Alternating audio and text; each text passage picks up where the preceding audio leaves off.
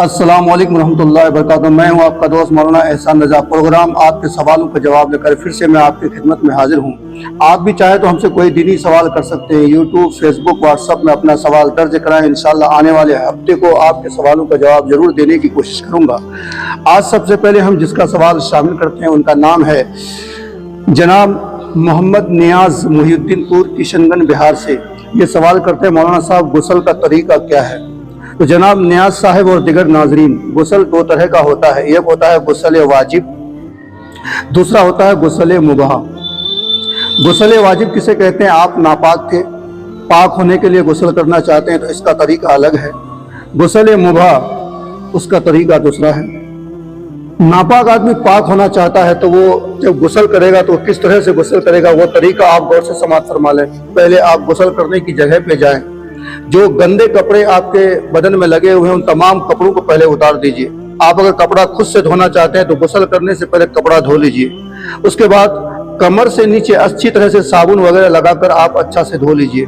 उसके बाद आपको नाक में पानी चढ़ाना है। अगर आपको रोजा से नहीं है तो पानी जरा अच्छी तरह से पहुंचाइए, यहाँ हड्डी तक पहुंचनी चाहिए। और अगर रोजे से है तो पानी हड्डी तक पहुंचाने की जरूरत नहीं है।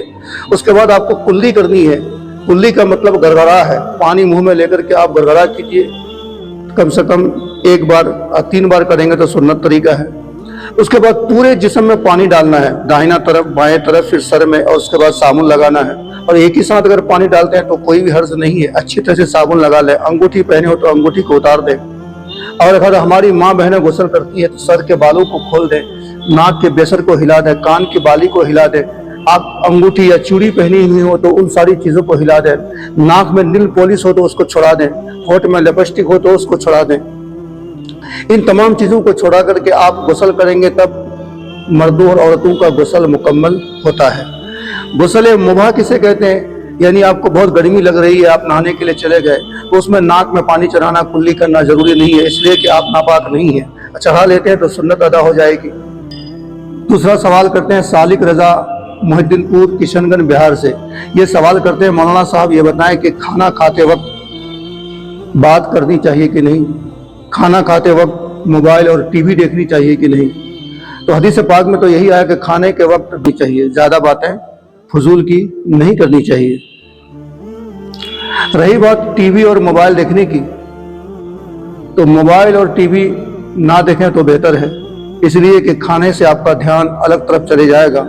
खाने में कोई गर्दो गुबार हो, कचरा हो, कोई नुकसानदेह चीजें हो तो उस पर आपकी नजर नहीं जाएगी। तो लिहाजा कुल मिला के ये कि खाना खाते वक्त मोबाइल भी नहीं देखनी चाहिए, टीवी भी नहीं देखनी चाहिए। हाँ, आपको कोई जरूरी काम पड़ जाए मोबाइल में देखने की या बात करने की तो खाना रोक करके आप मोबाइल देख सकते हैं या टीवी भी देख सकते हैं, लेकिन खाते वक्त ये काम बिल्कुल ना करें। तीसरा सवाल रेहान खान किशनगंज बिहार से ये सवाल करते हैं मौलाना साहब ये बताएं कि मस्जिद में दुनिया की बातें करनी कैसी है। जो लोग मस्जिद में दुनिया की बातें करते हैं वो बहुत ही बड़ा गुनाह करते हैं, इसलिए कि मस्जिद इबादत की जगह है। मस्जिद में दुनियावी बातें नहीं करनी चाहिए। हाँ, अगर कोई ज़रूरत पड़े तो मस्जिद से बाहर आकर के आप बातें कर लें, लेकिन मस्जिद के अंदर बिला ज़रूरत बातें करना बिल्कुल मना है। अब्दुल कादिर सीवान बिहार से ये सवाल करते हैं कि मौलाना साहब ये बताएं मस्जिद के अंदर चंदा करना कैसा है। अब्दुल कादिर सीवान बिहार से सवाल करते हैं मौलाना साहब ये बताएं कि मस्जिद के अंदर अपनी ज़ात के लिए चंदा करना कैसा है। तो आला हज़रत इमाम अहमद खां फाजिल बरेलवी ने लिखा है कि जो शख्स मस्जिद में अपनी ज़ात के लिए चंदा करता है तो उसको चंदा देने वाला इतना बड़ा गुनहगार है कि अगर उसने 1 रुपया दिया है तो 1 रुपया देने का इतना ज़्यादा गुनाह उसको मिलेगा कि 70 रुपया उस गुनाह को ख़त्म करने के लिए सदका करे।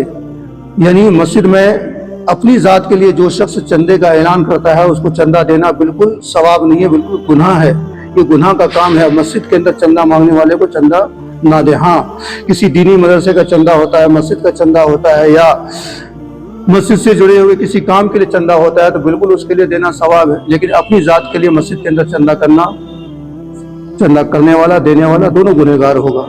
जुनैद खान किशनगंज बिहार से, जुनैद खान किशनगंज बिहार से ये सवाल करते हैं मौलाना साहब ये बताएं कि बरेलवी मसलक के लोगों को देवबंदी इमाम के पीछे नमाज पढ़नी चाहिए कि नहीं। तो जनाब जुनैद खान साहब और दिगर नाजरीन जिनका अकीदा अहले सुन्नत वल जमात बरेलवी मसलक से है, جن کا تعلق اہل سنت والجماعت بریلی مسلک سے، ان کی نماز دیوبندی وہابیوں کے پیچھے نہیں ہوتی ہے۔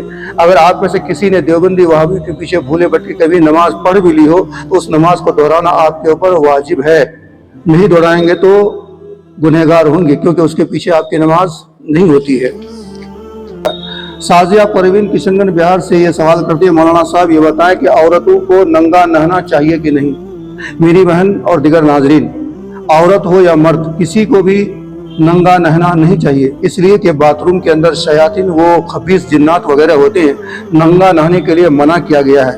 ہاں، آپ اگر نہانا چاہتے ہیں تو اس کا طریقہ یہ ہے کہ آپ سب سے پہلے اپنے گندے کپڑے کو اتار دیں کمر سے نیچے، اور کوئی پاک صاف کپڑا کمر میں باندھ لیں، اس کے بعد آپ غسل کریں۔ ننگا نہنا مردوں کے لیے بھی منع ہے، عورتوں کے لیے بھی منع ہے۔ دیجیے اپنے دوست مولانا احسان کو اجازت۔ آپ بھی چاہے تو ہم سے کوئی دینی سوال کر سکتے ہیں، انشاءاللہ میں آنے والے ہفتے آپ کے سوالوں کا جواب ضرور دینے کی کوشش کروں گا۔ السلام علیکم۔